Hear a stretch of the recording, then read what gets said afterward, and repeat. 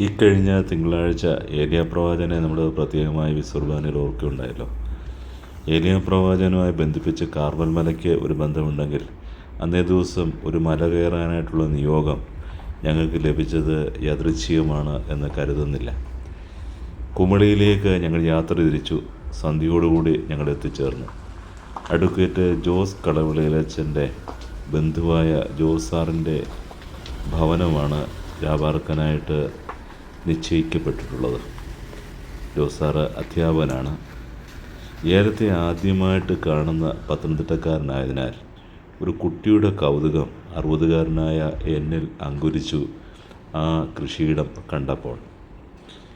ഉത്സാഹിയായ കർഷകനാണ് ജോസ് സാറിൻ്റെ സഹോദരനായ രാജായൻ. ആ കൃഷിയിടത്തിലൂടെ കടന്നു പോകുമ്പോൾ കഠിനാധ്വാനവും ചങ്കുറപ്പും എത്ര ശ്രേഷ്ഠമെന്ന് വ്യക്തമാകും. കൃഷിയോടൊപ്പം തന്നെ കുമളിയിലെത്തുന്ന ടൂറിസ്റ്റുകൾക്കായിട്ട് ആനസവാരി അടക്കമുള്ള വിവിധ കാര്യങ്ങൾ സംവിധാനം ചെയ്യുന്നത് നൽകുന്ന ഒരു ബിസിനസ് സംരംഭവും അദ്ദേഹത്തിനുണ്ട്. അദ്ദേഹത്തിൻ്റെ മനക്കരുത്തും നിശ്ചയദാർഢ്യവുമൊക്കെ ശ്രദ്ധേയമായിട്ട് തോന്നി. ഏലം കൃഷിയെക്കുറിച്ച് അദ്ദേഹം വാചാലമായി സംസാരിച്ചു. എല്ലാവരും കൃഷി നഷ്ടമെന്ന് പറയുമ്പോൾ അദ്ദേഹം പറയുന്നത് നേരാവണ്ണം ഏലക്കൃഷി നടത്തിയാൽ അതിൽ നിന്ന് ലാഭമുണ്ട് എന്നുള്ള അനുഭവമാണ്. വിവിധങ്ങളായ കൃഷികൾ പരീക്ഷിച്ച് അതിലൊക്കെ അത്ര കണ്ട് വിജയം കൈവരിക്കാൻ കഴിഞ്ഞില്ലെങ്കിലും ഏലക്കൃഷി തന്നെ ചതിച്ചില്ല എന്നുള്ള ചിന്തയാണ് അദ്ദേഹത്തിന് ഉള്ളത്. ഇക്കൊല്ലം കുമളിയിൽ വേണ്ടത്ര മഴ ലഭിക്കാത്തതിനാൽ ഏലക്കൃഷിക്ക് പൊതുവേ ഒരു മന്ദഭാവമാണുള്ളത് എന്ന് അദ്ദേഹം പറയുകയുണ്ടായി. കാരണം പ്രതീക്ഷിച്ചത്രയും ഒരു വിളവ് ലഭിക്കുന്നില്ല എങ്കിൽ കൂടി ഏലത്തിൻ്റെ വില കുത്തനെ ഉയരുന്നതുകൊണ്ട് ഉള്ള സാധനങ്ങൾക്ക് നല്ല വില കിട്ടുന്നു എന്നുള്ളതാണ് അദ്ദേഹത്തിൻ്റെ അഭിപ്രായം. തൻ്റെ തോട്ടത്തിൽ കാപ്പി ചെടികളും അദ്ദേഹം നട്ടുപിടിപ്പിച്ചിട്ടുണ്ട്. അങ്ങനെ മിക്സഡായിട്ടുള്ള ഒരു കൃഷി രീതിയാണ് അദ്ദേഹം അവലംബിച്ചിട്ടുള്ളത്.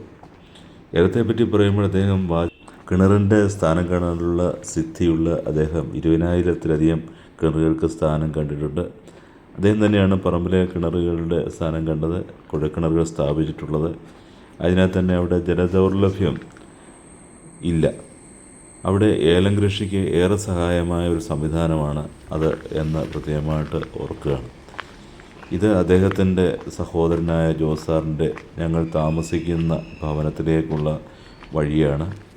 ആ വഴിയിലൂടെ കടന്നു പോകുമ്പോൾ തന്നെ പച്ചപ്പിൻ്റെ ഒരു മേളനമാണ്. ശുദ്ധജലം കിട്ടുന്ന, ശുദ്ധവായു കിട്ടുന്ന മനോഹരമായ ഭൂമിക. അതിലൂടെ ഇങ്ങനെ നടന്നു നീങ്ങി തികച്ചും കർഷകൻ്റെ ഹൃദയം ചേർത്ത് വെച്ച ആ മനോഹര ഭൂമിയിലൂടെ അദ്ദേഹത്തിൻ്റെ സഹോദരൻ്റെ ഭവനത്തിലേക്ക് ഞങ്ങൾ കടന്നു ചെന്നു.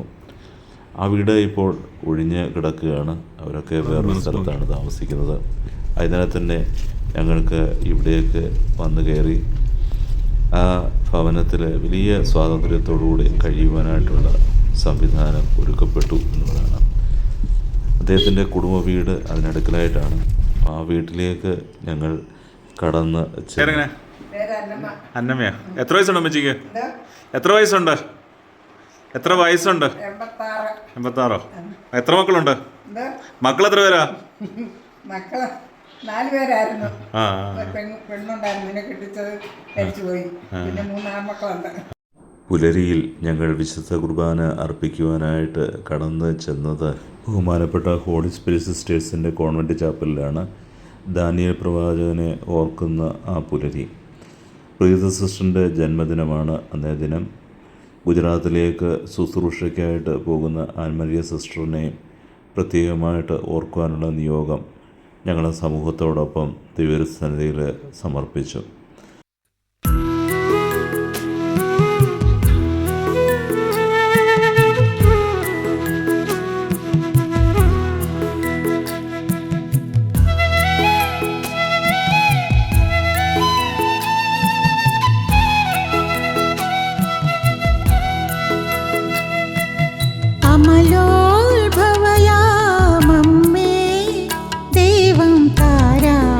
പാടിയ വെൺപൂ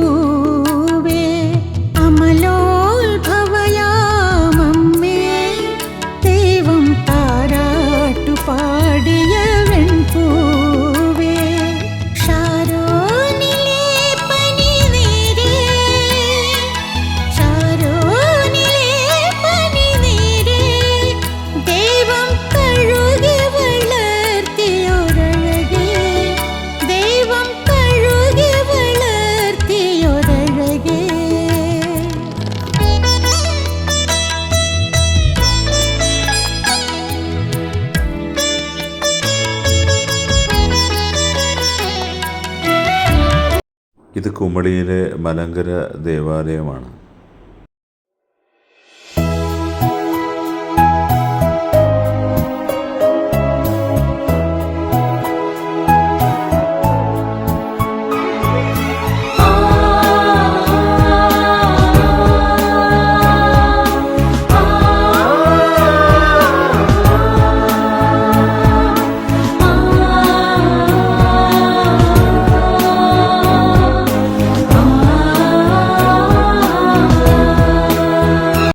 മേഘമലയിലേക്ക് കടക്കുമ്പോൾ തമിഴ്നാടിൻ്റെ ചെക്ക് പോസ്റ്റുണ്ട്. ആ ചെക്ക് പോസ്റ്റിൽ നമ്മുടെ വാഹനം പരിശോധിക്കും. നമ്മുടെ പ്ലാസ്റ്റിക്കിൻ്റെ കാര്യങ്ങളൊന്നും തന്നെ അവിടേക്ക് കൊണ്ടുപോകാനായിട്ട് അവരെ അനുവദിക്കും. വാഹന പരിശോധന പൂർത്തിയായി. അതിനുശേഷം ഞങ്ങൾ മലയിലേക്ക് യാത്രയായി. ആ യാത്രയുടെ ഒന്നാമത്തെ സവിശേഷത എന്ന് പറയുന്നത് പാറക്കെട്ടുകൾക്ക് നടുവിൽ കൂടെ ഒരുക്കിയ വഴിയിൽ കൂടെയാണ് നമ്മുടെ യാത്ര. പക്ഷേ യാത്ര വളരെ സുഗമമാണ്. കാരണം വളരെ മനോഹരമായ വഴിയാണ് ഉള്ളത്. ഒരു ഹൈവേ പോലെ തോന്നിപ്പിക്കുന്ന വളരെ വീതിയുള്ള നല്ല വഴി. തമിഴ്നാടിൻ്റെ സർക്കാരാണ് അവിടെ ഈ കാര്യങ്ങളൊക്കെയും ചെയ്യുന്നത്. അതിനാൽ തന്നെ അതിൻ്റെ ഒരു പെർഫെക്ഷന് കണ്ടെത്താനായിട്ട് കാണുന്നുണ്ട്.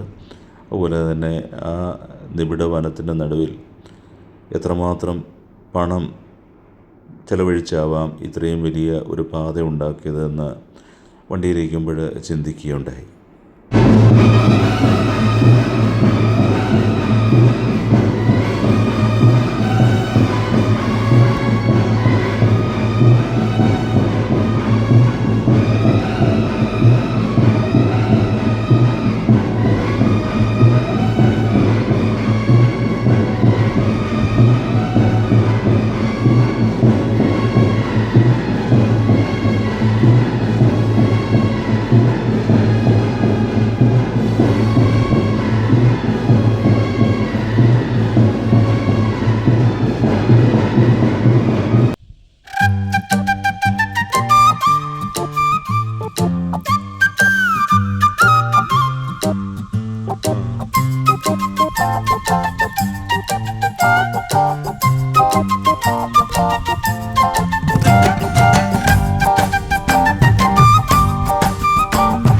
കൽവിളക്കുകളെരിയുന്ന ആലയം കർത്താവേ ഞാൻ കാണുന്നു. പാർത്തലത്തിൽ ഓർത്തുവയ്ക്കുവാൻ എന്തു നാഥ, തിരുവചനം മാത്രമാണെൻ്റെ നാഥ. കൽവിളക്കുകളെരിയുന്ന ആലയം കർത്താവേ ഞാൻ കാണുന്നു. പാർത്തലത്തിൽ ഓർത്തുവയ്ക്കുവാൻ എന്തു നാഥ, തിരുവചനം മാത്രമാണെൻ്റെ നാഥ.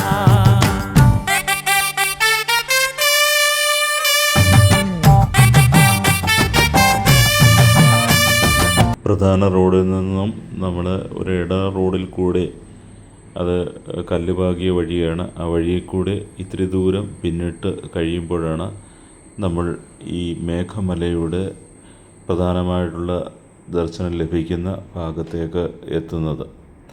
ഏലിയ കാർമൽ മലയിൽ യഹോവയ്ക്ക് വേണ്ടി നിലപാടെടുത്തപ്പോൾ ബാലിൻ്റെ പ്രവാചകർ പരാജിതരായി എന്ന വേദപുസ്തകത്തിൽ നമ്മൾ വായിക്കുന്നുണ്ട്. ദൈവത്തിൽ നിന്ന് അകന്നുപോയ ജനം ദൈവത്തിലേക്ക് മടങ്ങി വരുന്നതായിട്ടും നമ്മൾ കാണുന്നു. ഒരു കാലത്ത് കാർമൽ മലയിൽ പോകുവാനായിട്ട് ദൈവതമ്പുരാന് അനുഗ്രഹിച്ചിട്ടുണ്ട്. അപ്പോൾ അതിൻ പ്രകാരം ആ ദൈവം ഇപ്പോൾ മേഘമലയിൽ വരുവാനും അനുഗ്രഹിച്ചു. ഈ രണ്ട് മലകളെയും ബന്ധിപ്പിച്ചുകൊണ്ട് ഏറ്റവും അത്ഭുതകരമായി ഞാൻ ദർശിച്ച ഒരു കാര്യം, ഒരേപോലെയുള്ള കാഴ്ചകളാണ് ഈ രണ്ട് മലകളും നമുക്ക് നൽകുന്നത് എന്നുള്ളതാണ്. ഉയരത്തിൽ നിന്ന് നോക്കുമ്പോൾ, ഉടയോനെ ധ്യാനിച്ച് നോക്കുമ്പോൾ തിരിച്ചറിയാനാകുന്ന വലിയൊരു സത്യമുണ്ട്. വലുതെന്ന് ചിന്തിച്ചതെല്ലാം ചെറുതാണ്. വലുതായി കണ്ടതെല്ലാം കാഴ്ചയിൽപ്പെടാത്ത വിധം ചെറുതായി പോയിരിക്കുന്നു. കാലം അങ്ങനെയാണ്, ചരിത്രം അങ്ങനെയാണ്, പ്രകൃതി അങ്ങനെയാണ്. കാഴ്ചയാലേ അല്ല, വിശ്വാസത്തിൽ കാഴ്ചപ്പാടുകൾ ഉണ്ടാകുവാൻ തക്കവണ്ണം കർത്താവെ വിശ്വാസത്തെ ശക്തിപ്പെടുത്തണമേ എന്ന് ഉള്ളറിഞ്ഞ് പ്രാർത്ഥിച്ചു. ഉയരങ്ങളിലേക്ക് ഹൃദയവിചാര വികാരങ്ങൾ ഉയർത്തുവാൻ ദൈവമേ അങ്ങയുടെ ആത്മാവിനാൽ ഞങ്ങളെ വഴി നടത്തണമേ എന്ന് ഹൃദയപൂർവ്വം പ്രാർത്ഥിക്കുന്നു.